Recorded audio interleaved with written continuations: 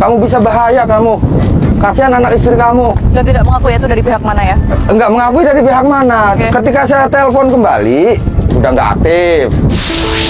Saya saat ini sudah berada di pesisir laut Tangerang, pemirsa, dan sebelumnya juga tim Fakta sudah menghubungi salah satu nelayan atas nama Khalid untuk kemudian ini mencoba mencari fakta sebenarnya seperti apa respon dari nelayan-nelayan sekitar berkaitan dengan keberadaan pagar bambu misterius yang panjangnya ini mencapai 30,16 km. Kita akan temukan faktanya.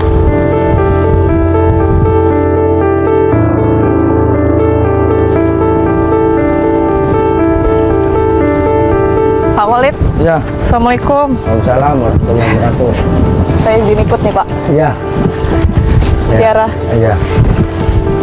Oke, jadi ini jam 12 lebih 15 menit ya. Kalau kita menuju ke titik terdekat setidaknya Pak dari Iya. pagar itu, berapa jauh dari lokasi kita sekarang? Ya paling lah bisa 10 menit atau 15 10 menit ya. Kita coba cek ke sana ya. Iya, kita yang terdekat aja dulu ya. Oke, Oh, ya. izin didampingi ya Pak Iya, Khalid ya. iya, Baik. iya. Yang sekarang digemparkan oleh masyarakat, bahkan pemerintah ikut kaget. Ini kan pagar sepanjang 30,16 km ini kan bukan angka yang pendek gitu ya. Pasti bikinnya juga nggak sehari 2 hari. Nah, nelayan sekitar ini taunya sejak kapan Pak Khalid?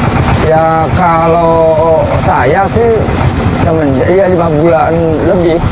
5 bulan? 5 bulan lebih kalau saya mah. Baik. Cuman pada waktu itu masih menjalur bukan kota-kota. Oke, karena informasi yang kami terima juga awalnya tuh bahkan hanya 7 km ya Pak, yang di Iya. tahun lalu. Iya. Hari ini setidaknya ini sudah bertambah dari yang tadinya 7 km ini menjadi 30,16. Ini perkembangan yang cukup signifikan. Iya. Tetapi nelayan yang biasa setiap harinya melakukan penangkapan ikan di laut, Iya. ini apa tidak pernah terpantau begitu Pak? Ya tahu, kalau masyarakat tahu. Tahu semuanya? Iya, artinya Haji Manggis juga kan udah menyatakan, udah pernah ngobrol ini atas perintah siapa, saya pekerja doang gitu. Oleh siapa? Lah ya, kata pekerjanya suruh PEK 2, proyek PEK 2. Proyek 2? Iya.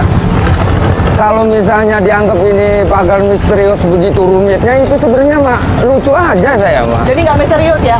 Enggak misterius Oke, gitu. oke. Memerintahkannya. Ini yang mengerjakan artinya warga juga, nelayan juga. Masyarakat yang dibayar, Masyarakat yang dibayar. kuli gitu. Berapa Pak Khalid Kuli, informasinya? ya sekitar 100. 100.000 Per hari. Per hari.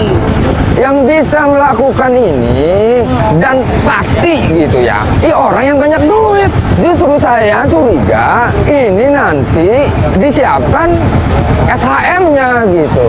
Sudah ada 300 SHM. Lah ini ceritanya gimana gitu kan? Oke. Tapi ada juga yang kemudian ini menyebut Pak Khalid bahwa ini adalah upaya masyarakat, swadaya masyarakat. Mereka berbondong-bondong untuk bersama-sama Iya. membangun begitu ya, atau menaruh bambu-bambu ini, salah satunya mengatasi abrasi yang saat ini menjadi keresahan nelayan. Saya juga sempat berpikir tentang abrasi. Ya nggak masuk pikiran juga mas abrasi begini. Oke.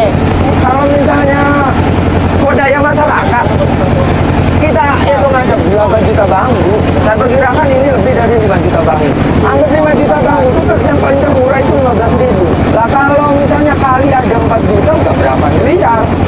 Dan itu tidak mungkin dilakukan oleh teman-teman nelayan? Enggak masuk, enggak. Saya tidak bermaksud untuk mengecilkan upaya kemampuan dari Iya. nelayan kita, tetapi sama sekali tidak pernah ada rencana itu dari teman-teman nelayan. Enggak. Pak Khalid, ini kita sudah lebih dekat ya setidaknya Iya. dibanding dengan sebelumnya, bisa terlihat jelas sekali. Kita bisa naik ke sini? Bisa. Yuk, naik. Yuk. Ya ini kan ada tanah-tanah nih kan. Kalau dilihat dari atas, ini tambaknya. Nah kemudian ini dibuat suratnya. Kalau udah dibuat suratnya pasti dijual. Lah penampungnya siapa? Ini yang masih harus dipastikan lagi ya Pak Khalid ya. Lah iya, maksudnya gini, kalau ini udah menjadi informasi, harusnya negara hadir dong. Iya, tapi selama ini tidak ada. Lah ya, buktinya kenyataannya. Kalau dari teman-teman nelayan atau mungkin masyarakat lain ya, sudah pernah melakukan pelaporan belum? Ke DKP provinsi sudah. Dan responnya seperti apa? Responnya iya, saya juga udah tahu dan memang udah sidak. Dan ini adalah melanggar. Kok ini seperti negara sudah dicaplok oleh korporasi gitu kan? Takut amat gitu, udah jelas ini adalah pelanggaran. Kok masih disegel-segel? Namanya nelayan itu ya, salah sesuatu sedikit aja di laut itu udah ditangkap. Lah ketika ini kaitannya dengan sesuatu yang besar gitu kan, pemodal besar, lah ini kok seperti takut-takut, cari apa lagi, udah jelas melanggar, tangkap, cabut. Saya begini marah, emosi nih ya, ampura ya. Saya tidak ingin dikelola oleh korporasi-korporasi. Kalau saya dikelola oleh korporasi, sampai kiamat kita ini akan miskin terus.